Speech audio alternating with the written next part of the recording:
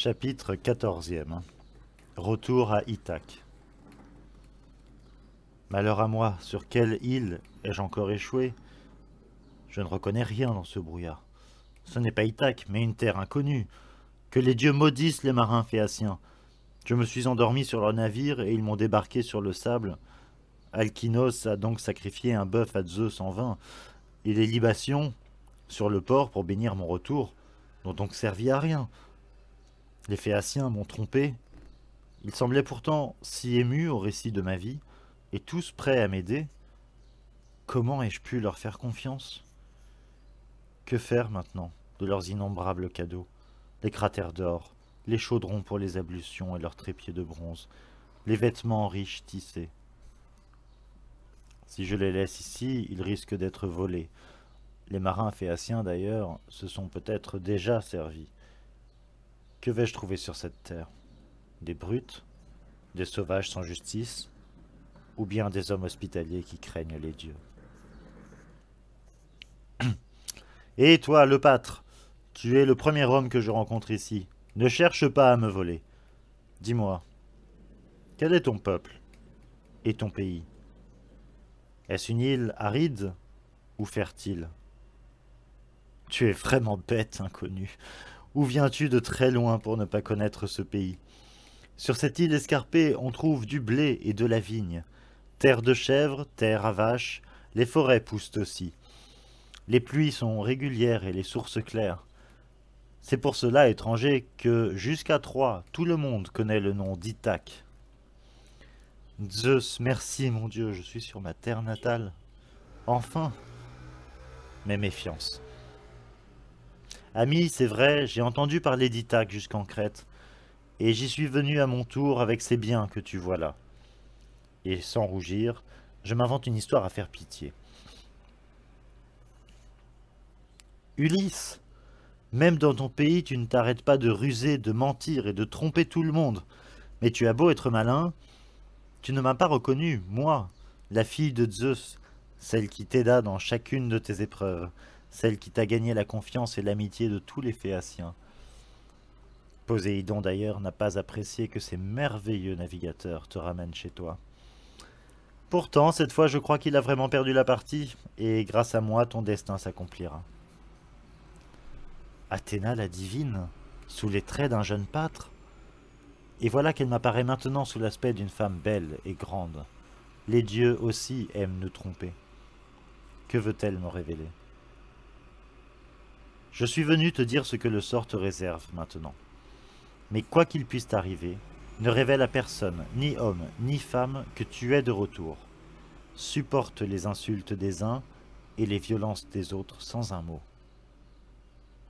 Déesse, par ton père Zeus, je suis donc bien à Ithaque, mais je ne reconnais rien. Regarde, tu vois le port de Phorcys, la grande statue du vieillard de la mer, et l'olivier feuillu au-dessus de l'entrée du port. Et ici, la grotte où tu as si souvent offert aux naïades les offrances rituelles, pour qu'elles te protègent et secourent les marins. D'un geste divin, Athéna aussitôt chasse le voile épais du brouillard, et la terre apparaît. Alors, à genoux, bouleversé d'être revenu au pays, je baise la terre du blé, ma bonne terre d'Ithaque, et je pleure, sans honte, enfin, comme tous les hommes heureux. Mais Tirésias, le devin, ne m'avait-il pas prédit: à peine arrivé chez toi, tu trouveras des hommes en train de dilapider ta fortune. Depuis longtemps, ils boivent et s'amusent à tes frais.